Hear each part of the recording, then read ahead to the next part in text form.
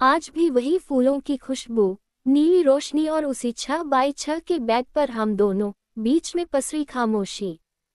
सब कुछ वैसा ही 35 साल पहले की तरह।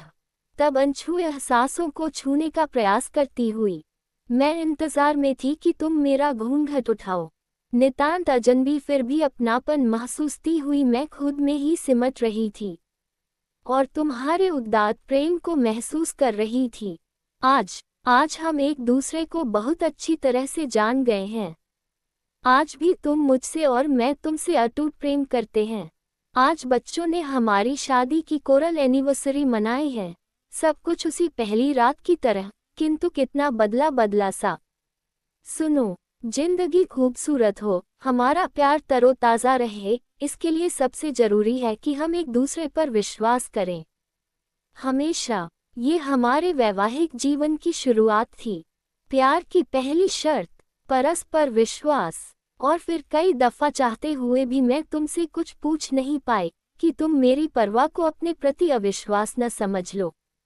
मैं इंतजार करती थी कि तुम मुझसे देर से आने की वजह पूछो, पर वह तुम्हारे स्वभाव में नहीं था।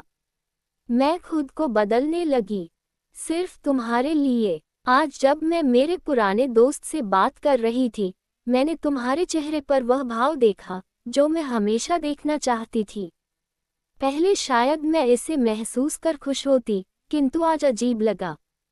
तुम शायद वह महसूस कर रहे थे जो बरसों से मैं करती आई। क्यों? शायद तुम भी बदल रहे थे। उस दिन जब तुम और तुम्हारे दोस्त किसी बात पर ठहाका लगा रहे थे, मैं अचानक ही चाय लेकर ड्राइंग रूम में आ गई थी। बातों के कुछ पुछल्ले कानों से टकराकर दिल को घायल कर गए, पर तुम्हारे प्यार ने कुछ और सोचने ही नहीं दिया।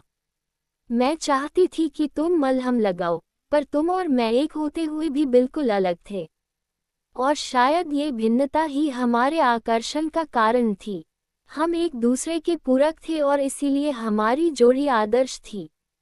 आज सोचकर हंसी आती है कि मैं कितनी नादान थी, जो चाहती थी कि तुम मुझे सरप्राइज गिफ्ट दो, पर तुम्हें बचकाना लगता। सब कुछ तो तुम्हारा है, जो चाहो जरूरत के हिसाब से खरीद लो।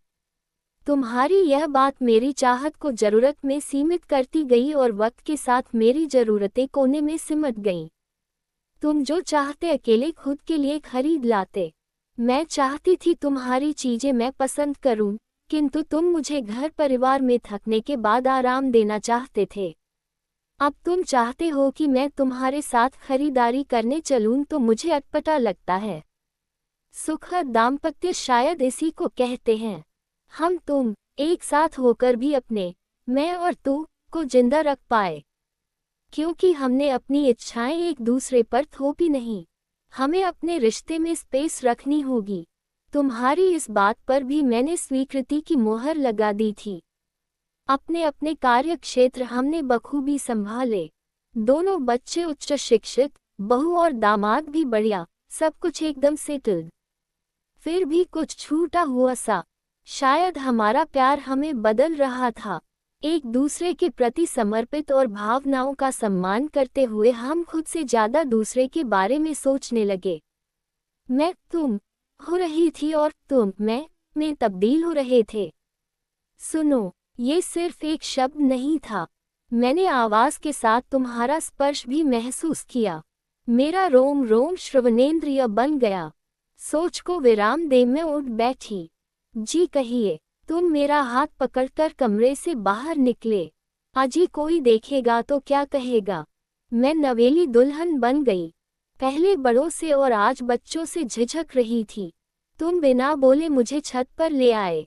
आज हिंदी और अंग्रेजी दोनों तारीख 35 साल पुरानी थी। पूनम का चांद आसमान में था और वातावरण में ठंडक घुलने लगी थी। वृक्षों के शीर्ष पर छिटकी धवल चांदनी मोहक दृश्य प्रस्तुत कर रही थी। बुझ गई तपते हुए दिन की अगन। सांझ ने चुपचाप ही पीली जलन। रात झुकाए पहन उजला वसन। प्राण तुम क्यों मौन हो, कुछ गुनगुनाओ। चांदनी के फूल तुम मुस्कुराओ।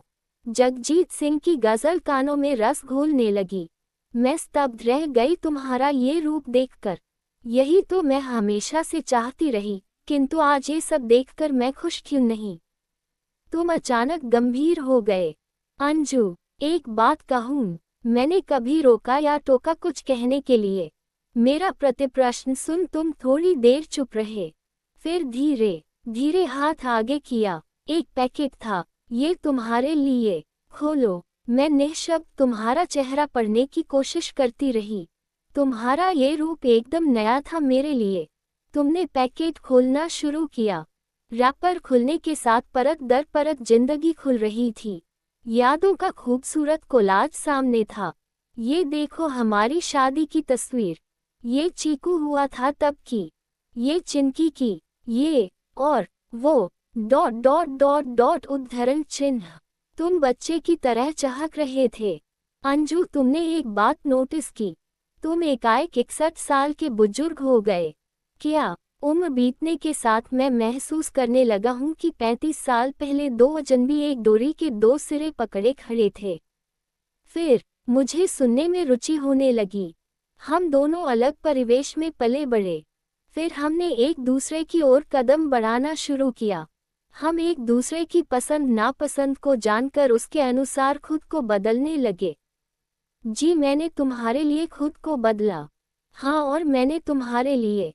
और एक दूसरे की ओर बढ़ते हुए हम भूल गए कि हमें मध्य बिंदु पर रुकना भी था। आज हमारी डोरी का सिरा बदल गया है और दूरी वही की वही। वाह, इस तरह तो मैंने सोचा ही नहीं। अब सोचना है और खुद को बदलना है। मेरे या तुम्हारे लिए नहीं। उद्धरण चिन्ह डॉट डॉट डॉट डॉट। सिर्फ हमारे लिए। हम दोनों एक साथ बोल पड़े। आसमान में पूनम का चांद मुस्कुरा रहा था। कहानी पढ़ने के लिए हमें सब्सक्राइब करें। Kanpur story dairy. Thanks for watching.